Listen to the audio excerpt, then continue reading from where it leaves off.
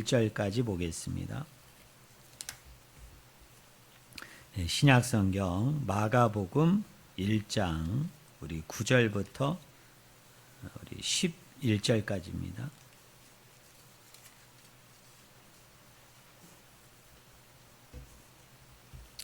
제가 가지고 있는 성경책은 53쪽입니다. 신약성경 53쪽 마가복음 1장 9절부터 11절까지 말씀을 제가 읽습니다.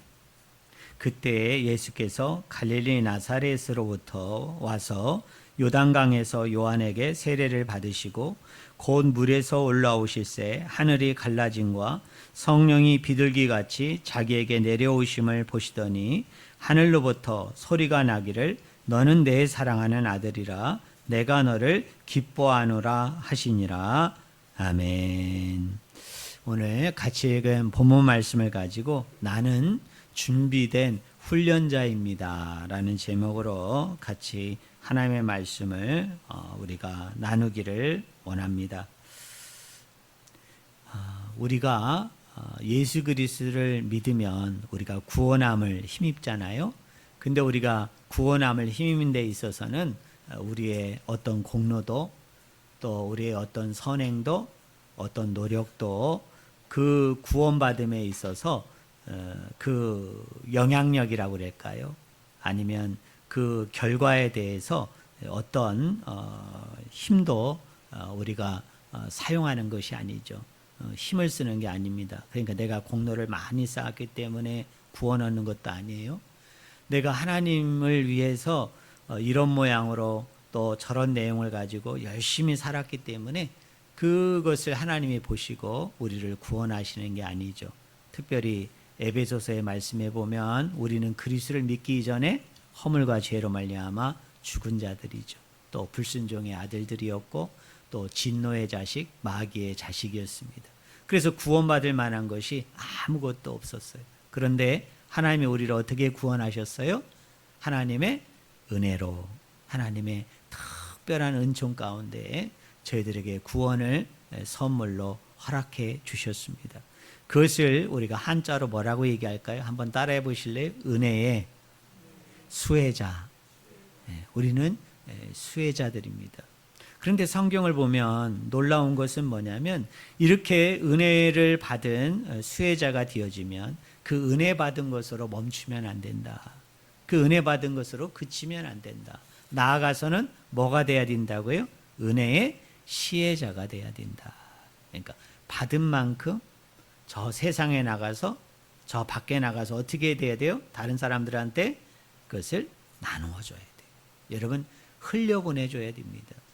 특별히 바울 서신을 보면 그 바울이 쓴 서신의 구조가 이것을 우리에게 너무나 잘 보여줍니다. 여러분 로마서는 1장부터 16장까지 기록되어 있지 않습니까? 그런데 이 로마서는 크게 두 부분으로 나뉘어져요. 1장부터 11장, 12장부터 16장 이렇게 두 부분으로 나뉘어집니다.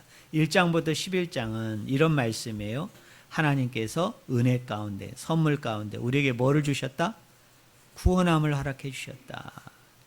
그런데 12장부터 16장은 뭡니까? 이제 이런 은혜를 받은 사람들은 이런 구원함을 받은 사람들은 생활의 영역들 가운데 속에서 여러 사람들과의 만남 속에서 복음에 합당한 삶, 구원에 합당한 삶을 살아야 된다라고 부탁하는 내용으로 이 로마서가 이렇게 구조적으로 이렇게 이루어져 있어요. 근데 로마서뿐만 아닙니다. 에베소서도 마찬가지고 또 여러분 빌립보서도 마찬가지고 여러분 골로새서도 마찬가지예요. 에베소서도 1장부터 6장까지가 전체 성경의 기록이라면 1장부터 3장까지 그리고 4장부터 6장까지 그래서 1장부터 3장은 뭘까요? 우리가 은혜로 말미암아 뭐를 얻었다? 구원함을 얻었다. 중생함을 얻었다. 성령을 선물로 받았다. 이렇게 하나님의 은혜를 체험한 자들이 4장과 6장에 보면 뭡니까? 복음에 합당한 삶, 구원함에 합당한 삶. 그러니까 은혜를 받은 수혜자가 되어졌다면 그걸로 멈추고 그치는 것이 아니라 이제는 어떤 자가 되어야 된다고요? 그 은혜를 시혜하는 자가 되어야 된다. 베푸는 자가 되어야 돼. 그 은혜를 흘려보내는 자가 되어야 됩니다. 그러면 우리는 여기서 질문해 봐야 되죠. 어떻게 하면 은혜의 수혜자로서 이 은혜를 받은 것으로 멈추지 아니하고 시혜자로서 내가 다른 사람들에게, 저 세상 밖의 사람들에게 이 은혜를 흘려보낼 수 있을까? 이 사랑을 흘려보낼 수 있을까? 그것은 뭐를 통해서 가능합니까? 따라하겠습니다. 훈련을 통해서 가능하다. 네, 훈련을 통해서 가능합니다. 자, 우리가 마태복음을 보면요, 예수님께서 어느 날 이제 공생애를 시작함에 있어서 첫 번째로 예수님이 하신 일이 뭡니까? 마귀에게 광야에서 40일 동안 금식한 이후에 뭐를 받으세요? 시험을 받으십니다. 그런데 우리가 마태복음 구조를 가만히 들여다보면 이 마귀에게 시험받는 예수님이 단지 마귀에게 시험받기 위해서 광야에 40일 동안 금식하신 것은 아니에요. 물론 그것도 맞죠. 하지만 그것보다 더 중요한 목적이 있습니다. 마태복음 4장 23절을 보니까 예수께서 온 갈릴리에 두루다니사 그들이 회당에서 가르치시며 천국 복음을 전파하시며 백성 중에 모든 병과 모든 약한 것을 고치시니라고 얘기합니다. 그러니까 예수님의 시험은 뭐를 하기 위함이었다? 갈릴리에서 천국 복음을 전파하기 위해서, 또 많은 영혼들을 이렇게 치유하고 고치기 위해서, 어떤 의미에서는 우리 예수님도 광야에서 뭐를 받으신 거예요? 시험. 다른 말로 얘기하면 훈련을 받으신 거예요. 이 일을 위해서 준비된 자로 그 시간들을 예수님께서 보내셨다라는 것을 마태복음 기자는 이 구조 속에서 은밀하게 이것을 보여주고 있습니다. 이스라엘 백성의 출애굽 사건 역시 마찬가지죠. 하나님은 아브라함과 이삭과 야곱과 그리고 그의 조상들에게 약속하였던 그 가나안 땅을 정복함에 있어서 그들이 광야에서 며칠 동안, 몇 년 동안? 40년 동안 시험을 받게 하십니다. 그 광야에서 40년 동안 훈련을 받게 하십니다. 신명기 8장 2절에 보니까 내 하나님 여호와께서 이 40년 동안에 내게 광야 길을 걷게 하신 것을 기억하라. 이는 너를 낮추시며 너를 시험하사 내 마음이 어떠한지 그 명령을 지키는지 지키지 않는지 알려 하심이니라 라고 말합니다. 자, 이스라엘 백성이 출애굽했어요. 자, 가나안 땅으로 들어가는 데 있어서 40년 동안 하나님께서 의도적으로 이 사람들을 그곳에서 생활하게 했어요. 왜요? 그들을 테스트하기 위해서, 시험하기 위해서, 훈련하기 위해서. 근데 그 훈련의 주된 내용은 뭡니까? 여호와의 말씀을 지키는지 안 지키는지. 다른 말로 얘기하면 뭡니까? 하나님의 말씀대로 순종하는, 하나님의 계명과 율례와 법도대로 순복하는 백성으로 삼고자, 만들고자 일부러 40일 길이면 충분히 가는 길을 몇 년 동안? 40년 동안 광야에서 그들을 생활하게 한 것입니다. 좀 더 디테일하게 세부적으로 보면 신명기 기자는 신명기 8장에서 왜 하나님께서 이스라엘 백성들을 40년 동안 광야 생활을 하게 하셨는가, 어떤 훈련을 하기 위함인가, 두 가지 훈련 때문이라고 이야기합니다. 첫째가 신명기 8장 3절에 보니까요, 우리가 너무나 잘 아는 말씀이죠.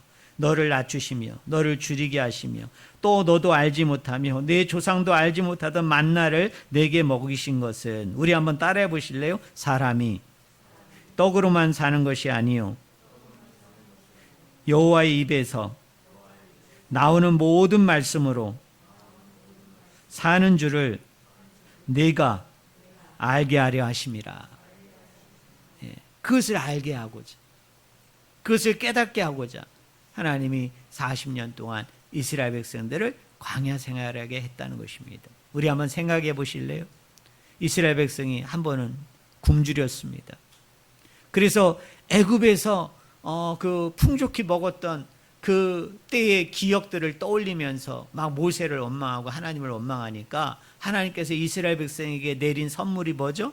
만나와 메추라기입니다. 근데 놀라운 것은 뭡니까? 일용할 양식이었어요. 들판에 많은 만나가 있습니다. 들판에 많은 메추라기가 있습니다. 그걸 가져다가 먹으라고 했는데 하나님은 뭐라고 얘기합니까? 일용할 양식만 거두라는 거예요. 그날 먹을 것만 거두라는 거예요. 그런데 사람이 얼마나 미련했던지 눈에 보이는데 어떻게 그날 먹을 것만 거둡니까? 그러니까 더 거둔 자가 있었는데 그 더 거둔 것은 어떻게 되어졌죠? 썩어서 상하여서 먹지 못하게 되었더라. 그리고 토요일 날은 2배로 거두고 금요일 날은 2배로 거두고 토요일 날은 어떻게 하라고요? 안식하라. 거두지 말라 그랬는데 사람의 욕심이 어디 그렇습니까? 분명히 하나님께서는 토요일 날 안 줄 것으로 얘기했는데 백성들의 기대는 무슨 생각을 했을까요? 야, 나가면 아니야. 또 있을지도 몰라. 그러니까 또 거두어들여야 되지. 그래가지고 안식일 날 나가봤더니 뭡니까? 없어요. 만나와 메추라기가 없어요. 사람의 우매함과 무지함은 여기 있는 거죠. 자, 여기서 우리 한번 생각해 봅시다. 왜 만나와 메추라기를 이렇게 하루의 식량치만 거두게 하셔서 왜 그것을 이스라엘 백성으로 하여금 먹게 하셨을까요? 이틀치, 3일치. 아니면 더 많은 걸 거두어서 더 풍족하게 누리면서 더 풍성하게 살 수 있었는데 왜 하나님께서는 그렇게 하지 아니하시고 딱 하루치의 분량만 허락을 해 주셨을까요? 왜 하루치의 분량만 이스라엘 백성들에게 주고자 하였을까요? 그 이유는 무엇일까요? 공급하시는 하나님이죠. 너의 노력과 너의 의지와 힘으로 되는 게 아니라 철저하게 뭡니까? 하나님이 공급하시는 그 선 안에서 하나님이 공급하시는 그 테두리 안에서 먹고 마시고 쉬고 사는 법을 몇 년 동안 훈련시킨 거예요? 40년 동안 훈련시킨 거예요. 네가 먹는 것은, 네가 이렇게 마시고 사는 것은 너의 노력이 아니고 너의 힘이 아니고 너의 의지가 아니라 보이지 아니하는 하나님께서 그때그때마다 허락하신 그것을 통해서 하루하루를 살아가는 게 너의 삶이 되어야 된다. 너의 인생이 되어야 된다. 그걸 깨닫게 하고자 하나님이 일용할 양식을 제정하셔서 그렇게 여러분 부어주신 거예요. 여러분 그것을 믿으십니까? 자, 2번째로 하나님께서 이스라엘 백성을 광야에서 왜 시험하셨는가? 징계하시는 하나님을 알고 하나님 앞에 순종하고 이행하도록 하기 위해서입니다. 신명기 8장 5절과 6절에 보면 이런 말씀이 있어요. 너는 사람이 그 아들을 징계한 같이 내 하나님 여호와께서 너를 징계하시는 줄 마음에 생각하고 내 하나님 여호와의 명령을 지켜 그의 길을 따라가며 그를 경외할지니라. 여러분 광야의 40년의 이스라엘 백성들의 삶은 늘 축복된 만남, 늘 축복된 삶만이 있었던 것이 아니죠. 그들이 불순종하고 그들이 원망하고 불평하고 모세를 대적하고 하나님을 원망하고 대적하면 어떻게 됩니까? 하나님이 그때그때마다 이스라엘 백성을 징계하시죠. 여러분 벌을 내리십니다. 때로는 끔찍한 죽음으로 그들을 상대하십니다. 왜 하나님이 이렇게 하신 거예요? 너희들이 순종하고 복종하면은 내가 너희들을 축복하고 사랑하지만 그러나 너희가 범죄하고 불순종하게 되어지면 반드시 뭐가 있다는 거? 나의 징계가 있다는 거. 내 심판이 있다는 것을 손수 알고 깨닫게 하시고자 하나님은 가나안에 들어가는 이스라엘 백성들을 40년 동안 광야에서 어떻게 하신 거예요? 그들을 연단하시고 그들을 훈련시키시고 그들을 시험하신 이유가 바로 여기에 있는 겁니다. 사랑하는 성도 여러분, 우리도 역시 하나님 앞에 날마다 뭐를 받아야 되겠습니까? 우리도 시험을 받아야 돼요. 여러분 훈련을 받아야 됩니다. 그러면 우리가 받아야 되는 3가지 훈련이 있는데요. 첫째가 뭐냐? 우리 한번 따라해 보실래요? 하나님의 임재 훈련. 여러분 임재가 뭐죠? 하나님이 우리 안에 임하는 거죠. 하나님이 우리 가운데 오셔서 거하시는 훈련을 우리가 잘 받아야 됩니다. 요한일서 4장 4절에 보니까 이런 말씀이 있어요. 자녀들아 너희는 하나님께 속하였고 또 그들을 이겼나니 이는 너희 안에 계신 이가 세상에 있는 자보다 뭐하다? 크시다. 자, 한번 따라해 보실래요? 너희 안에 계신 이가 세상에 있는 자보다 크다. 우리 하나님이 어디 안에 있어요? 우리 안에 있어요. 우리 안에 있는 하나님이, 우리 안에 있는 예수님이, 우리 안에 있는 성령님이 세상에 있는 그 어떤 것보다도 크시다. 그래서 이 하나님의 임재 훈련이 잘 되어진 사람은, 이 하나님의 임재 가운데 늘 이렇게 살아가고 또 하나님의 임재 가운데 속에서 늘 잠겨 있는 사람은 세상의 어떤 고난과 환난과 핍박과 어려움이 오더라도 두려워하지 않죠. 염려하지 않죠. 왜? 앞에 아무리 큰 산이 있다 할지라도 내 안에 있는 예수님에 비하면, 내 안에 있는 성령님에 비하면, 내 안에 있는 하나님에 비하면 이것은 아무것도 아닌 거예요. 내 안에 있는 하나님이 가장 크시기 때문에, 우리는 그런 크신 분을 모신 분이기 때문에 아무리 엄청난 것이 나에게 닥쳐오고 밀어 닥쳐와도 우리가 염려하거나 두려워하지 아니할 수 있는 거죠. 역대하 32장을 보면 아스루 제국의 산헤립이라는 이 왕이 이스라엘 나라를 침공합니다. 이 당시에 왕이 누구였느냐면 우리가 너무나 잘 아는 히스기야 왕이었습니다. 두려워 떨고 있는 백성들에게 히스기야가 담대하게 믿음의 고백을 선포합니다. 역대하 32장 7절을 보면 너희는 마음을 강하게 하며 담대히 하고 아스루 왕과 그를 따르는 온 무리로 말미암아 두려워하지 말며 놀라지 말라. 우리와 함께 하시는 이가 그와 함께 하는 자보다 뭐다? 여기도 크시다. 아까 요한일서 4장 4절도 우리 안에 계신 이가 어떻게 하다고요? 세상에 있는 자보다 뭐하다? 크다. 히스기야 왕도 선포합니다. 저 산헤립과 그리고 산헤립이 데려온, 그래서 예루살렘 성을, 이 이스라엘을 여러 겹으로 에워싸고 있는 저 군대보다, 저 강력한 제국보다도 우리와 함께하는 그의 하나님이 뭐하시다? 크다. 이렇게 말씀합니다. 영어로 얘기하면 우리 속에 계신 in us, 우리와 함께 하시는 with us, 이 하나님이 뭐예요? 크시다 이 말이에요. 저는 이런 임재에 대한 훈련, 임재에 대한 연단, 임재에 대한 시험을 여러분이 잘 통과하셔서 늘 하나님이 나와 함께 하신다는, 그리고 하나님이 늘 내 안에 거하시면서 내가 움직이는 곳마다, 내가 가는 곳마다, 내가 멈추는 곳마다 그곳에서 함께 하신다는, 그래서 이분이 얼마나 크고 놀랍고 대단한 분인가를 우리가 늘 고백하는 가운데, 늘 인지하고 깨닫는 가운데, 어떤 형편과 어떤 처지와 어떤 상황 속에서도 여러분 용기를 잃지 않고 담대하게 외치고 선포하며 살아가는 저와 여러분이 되기를 주의 이름으로 간절히 축원을 드립니다. 오늘 본문 9절을 보니까요, 예수님이 갈릴리 나사렛에 와서 누구에게 세례를 받습니까? 세례 요한에게 여러분 세례를 받습니다. 그런데요, 마가복음 1장 4절에 보니까요, 바로 앞에 나오죠. 제가 말씀을 읽으면 세례 요한이 광야에 이르러 죄 사함을 받게 하는 뭐를 전파하셨어요? 거기 마가복음 1장 4절에 보니까 무슨 세례? 회개의 세례를 전파하니입니다. 자, 저를 보세요. 마가복음 기자는요, 그냥 예수님이 세례를 받으셨을 때 그냥 세례를 받으셨다 이렇게 표현하면 되잖아요. 그죠?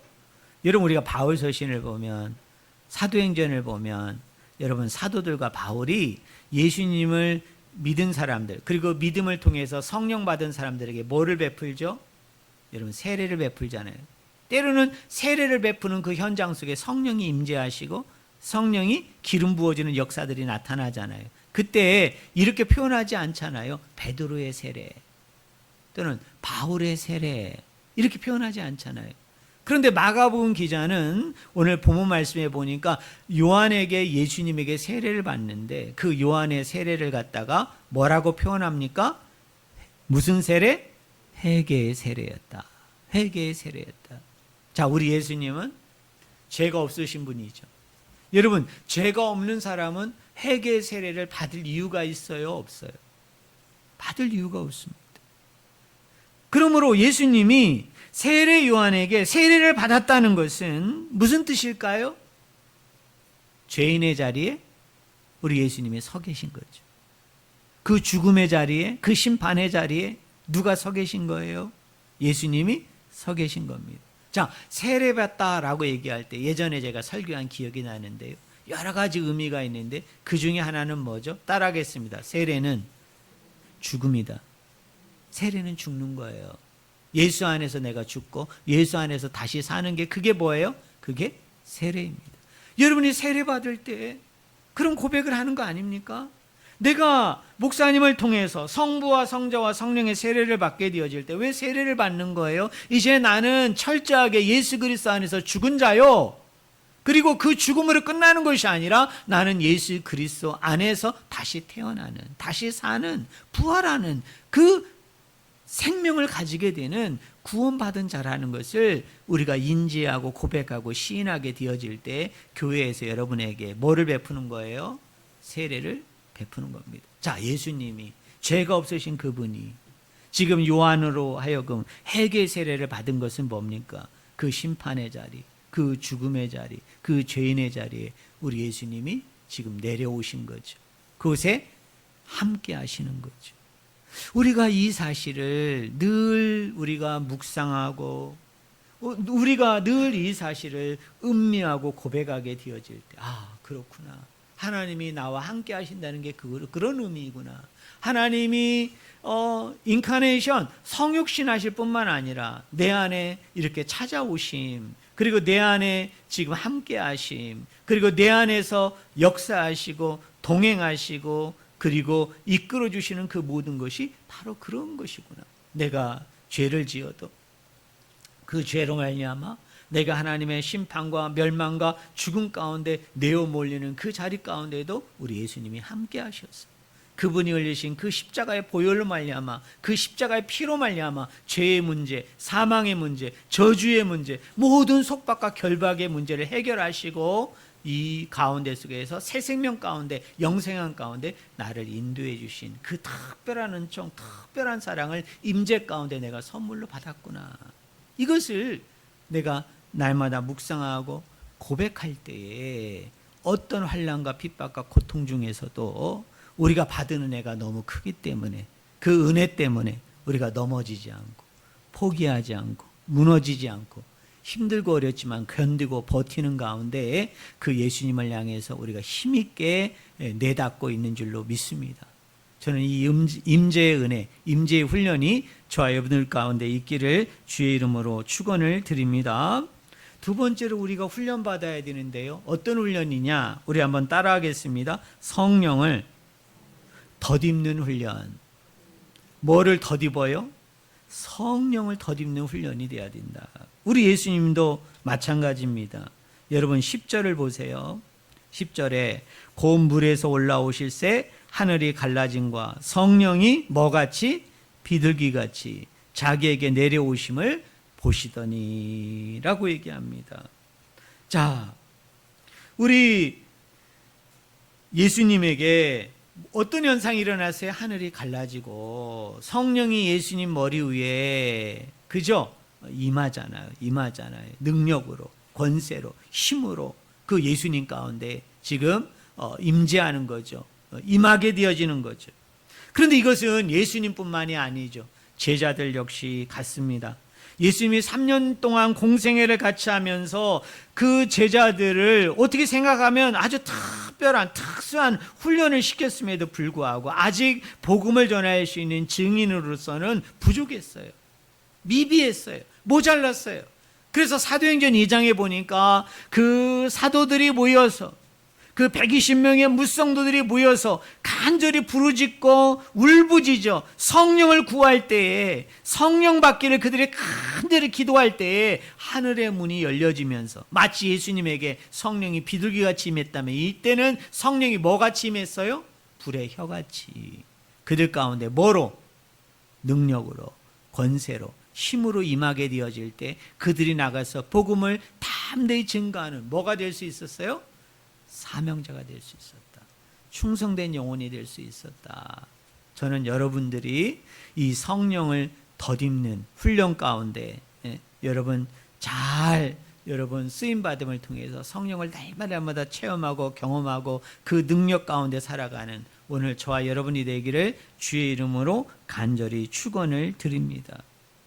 자, 그런데 왜 성령이 비둘기같이 임했을까요? 이 비둘기가 의미하는 바가 무엇일까요? 세상 사람들이 얘기하는 평화입니까? 세상 사람들이 얘기하는 평강입니까? 무슨 행사하면 이렇게 비둘기 날리는 행사를 하잖아요. 왜 그 사람들은 왜 비둘기를 날리는 것입니까? 비둘기는 좋은 소식을 가져오는 여러분 새라고, 예? 그렇게 세상 사람들이 생각하기 때문에 그렇게 날리는 거 아니겠어요? 자, 비둘기같이 임했어요. 그 비둘기가 의미하는 바가 뭘까요? 노아의 홍수 사건을 생각해 보세요. 자, 노아가 40주야 계속 비가 내린 거. 그리고 나서 이제 비가 그치고 이제 빗물이 빠지게 되어질 때 노아가 궁금했던 거죠. 예? 지금 빗물이 어느 정도로 빠졌나? 그래서 처음에 내보낸 동물이 뭡니까? 까마귀를 내보냈는데 이 까마귀가 돌아왔어요? 안 돌아왔어요? 안 돌아왔어요. 그 다음에 내보낸 게 뭡니까? 예? 비둘기 내보냈잖아요. 그래서 처음에 내보냈을 땐 그냥 돌아왔어요. 그런데 그 다음에 내보냈을 때는 뭡니까? 땅이 물이 빠졌다는 그 흔적을 가지고 왔어요. 그래서 세 번째 내보내니까 와요, 안 와요? 안 오죠. 왜? 자기가 어디 가서 앉아서 충분히 살 수 있는 그 정도의 땅이 올라온 것을 보고 이 비둘기가 돌아오지 않는 거예요. 여기서 비둘기의 역할이 뭐죠? 예? 하나님께서 언약하신 대로, 하나님께서 약속하신 대로 어떻게 하셨어요? 그 모든 것을 이루셨음을, 그 모든 것이 다 이루어지고 이행하였음을 어떤 보여주는 그런 어떤 증인이랄까요? 증거로서의 역할을 감당했던 것이 누굽니까? 비둘기예요. 자, 지금 공생애를 시작하는 예수님에게 비둘기 같은 성령이 임하였다. 그러면 그 성령은 어떤 성령입니까? 이분이 바로 누구이시다? 구약의 그 언약을 통해서 하나님이 신실하게 약속하셨던 그 언약을 성취하시고 완성하심을 통해서 그 모든 것을 허락해 줄 참된 구원자가 되신다는 사실을 뭡니까? 가시적으로 보여주고자 특별히 성령님께서 뭐같이 임한 거예요? 비둘기같이 임한 거예요. 저 2단이나 3단에서 얘기하는 것처럼 집회를 하는데 갑자기 오른쪽에 막 비둘기 형상이 나타나니까 이분은 성령이 인정하는, 성령님과 버금가는 말씀의 종이다. 다 이게 미친 짓이에요. 무슨 비둘기가 나타났다고. 예? 그래서 나중에 MBC에서 조사해 보니까 요 밑에다가 빛을 조작해가지고 거기다 비둘기를 띄운 거예요. 그러니까 여러분, 비둘기는 그걸 의미하는 게 아니에요. 자, 우리가 성령의 능력을 덧입어야 됩니다. 성령의 능력을 덧입는 그 은혜 가운데, 정말 그 충만한 가운데, 그 역사한 가운데 우리가 함께 해야 돼요. 왜요? 하나님의 약속하신, 하나님의 언약하신 그 모든 것이 우리 안에 부어진다는 그 약속의 상징으로, 약속의 사인으로 바로 비둘기 같은 성령이 임하는데, 오늘 저와 여러분에게도 성령의 덧입는 그 역사를 통해서 하나님의 약속하신, 부어주시고자 하는 이 모든 은총과 사랑과 능력이 우리 가운데 부어짐을 통해서 이제 이것을 받은 수혜자로서 우리가 시혜자로 살려면 능력이 필요한데, 권세가 필요한데, 힘이 필요한데, 그때 이것을 가능케 하는 것은 내 힘과 의지와 노력과 열심이 아니라 뭐를 통해서 가능하다? 따라하겠습니다. 성령 하나님, 그분이 주시는 힘, 권세, 능력으로 가능한 거예요. 마지막 세 번째 훈련이 뭡니까? 정체성의 훈련입니다. 우리 11절 말씀을 한번 같이 읽겠습니다. 11절 말씀 같이 읽겠습니다. 하늘로부터 소리가 나기를 너는 내 사랑하는 아들이라, 내가 너를 기뻐하노라 하시니라 입니다. 예수님이 공생의 사역을 하면서 많은 고난을 겪으십니다. 그죠? 말로도 알 수는 수모를 당하십니다. 그리고 십자가상에서 너무나 끔찍한 죽음을 당하십니다. 근데 우리 예수님께서 이 모든 것을 버티고 이 모든 것들 가운데 속에서 이길 수 있었던 그 힘, 그 원동력은 어디에 있느냐? 이 하나님의 선언에 있습니다. 예수님에게 하나님께서 말씀합니다. 따라해 보실래요? 내 사랑하는 아들, 내 기뻐하는 자. 네. 사랑하는 성도 여러분, 저와 여러분들도 동일합니다. 자, 우리는 이 사역을 함에 있어서 또 하나님의 일을 함에 있어서 우리의 정체성을 분명히 가져야 돼요. 나의 아이덴티티를 정확하게 우리는 인지하고 깨달을 수 있어야 됩니다. 자, 저를 보세요. 자, 하나님이 보실 때 저와 여러분은 누구입니까? 하나님의 자녀예요. 또 하나님이 보실 때 우리는 어떤 자입니까? 하나님의 기쁨이에요. 이거 절대 잊지 말아요. 하나님이 저와 여러분을 보실 때 너는 나의 기쁨이야. 너는 나의 즐거움이야. 우리 첫 번째 시간에 배운 것처럼 너는 나의 영광이야. 예배를 통해서 내가 너에게 영광을 받기도 하지만 너라는 사람 한 사람 한 사람은 뭐예요? 나의 영광이에요. 나의 자랑이고 나의 면류관이고 나의 보람이에요. 우리가 이런 정체성을 분명히 가질 때 우리 예수님처럼 우리가 인생을 살다 보면 많은 어려움이 있어요. 힘든 과정들이 있어요. 역경들이 있어요. 그 과정 하나하나, 그 내용 하나하나 우리가 이길 수 있는 것은, 버틸 수 있는 것은, 승리할 수 있는 것은 다른 것이 아니에요. 뭡니까? 이런 분명한 정체성이 우리 안에 있는 거예요. 나는 하나님의 자녀다. 나는 하나님의 기쁨이야. 나는 하나님의 즐거움이야. 나는 하나님의 영광이야. 나는 하나님의 자랑이고 나는 하나님의 면류관이다 이 말이에요. 안타깝지만 예전에 저 아프가니스탄에 여러분 단기 선교 나간 그 팀들이 있었잖아요. 제가 이름을 거론하고는 것은 좀 그렇습니다. 어떤 형제는 그 테러 조직이 참수하려고 하는 그 순간에 우리 다 봤잖아요. 그리스도를 부인하라. 하나님을 부인하라. 그러니까 어떻게 합니까? 살아야 되니까 부인하다가 참수를 당한 형제가 있었어요. 그런데 어느 팀은 어떻습니까? 그들의 그런 강요에도 그들의 그런 협박에도 그 죽음을 바로 면전했던 그 순간에도 여러분 어떤 형제와 또 그를 지도하는 목사님은 어떻습니까? 부인하지 않잖아요. 왜 그럴까요? 나는 하나님의 자녀고 나는 하나님의 기쁨이고 나는 하나님의 영광이기 때문에 하나님의 자랑과 면류관이기 때문에 나는 주를 부인할 수 없는 거죠. 그래서 어떻게 됩니까? 그냥 참수를 당하잖아요. 총으로 맞아서 여러분 순교하게 되는 거죠. 근데 이 두 사람의 그 차이는 뭘까요? 우리가 누구를 제가 그렇다 해서 참수당한 형제를 정죄하고 이 사람을 더 낫다 이렇게 얘기하는 건 아니에요. 우리가 지금 이 상황에서 그런 갑론을박하는 자리가 아니니까. 그러나 중요한 건 뭐예요? 그런 정체성에 대한 분명한 확신, 그 정체성에 대한 그런 분명한 깨달음, 정체성에 대한 분명한 고백과 시인을 가지고 있는 사람들은 그런 절대절명의 위기 가운데, 위협 가운데 속에서도 그리스도를 부인하지 않을 수 있어요. 그리스도를 배반하지 않을 수 있어요. 왜? 나는 하나님의 기쁨이기 때문에, 나는 하나님의 즐거움이기 때문에. 그래서 그분의 기쁨과 즐거움을 위해서 내가 이런 것 좀 때로는 죽음마저도 내가 감내하고 여러분 감수할 수 있는 거예요.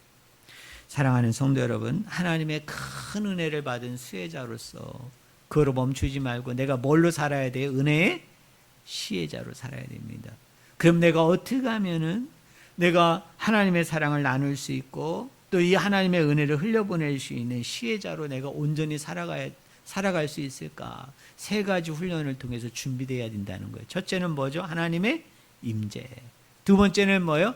성령을 덧입어야 되는 거고 마지막 세 번째로는 하나님 안에서 나는 하나님의 사랑하는 자녀라는 하나님의 기쁨이라는 정체성을 우리가 확고히 할 때, 분명히 할 때 우리가 받은 은혜로만 만족하는 게 아니라 도리어 그 은혜와 사랑을 흘려보내는 이런 시혜자로서의 온전하고도 합당하고도 완전한 삶을 사는 저와 여러분이 될 줄로 믿습니다.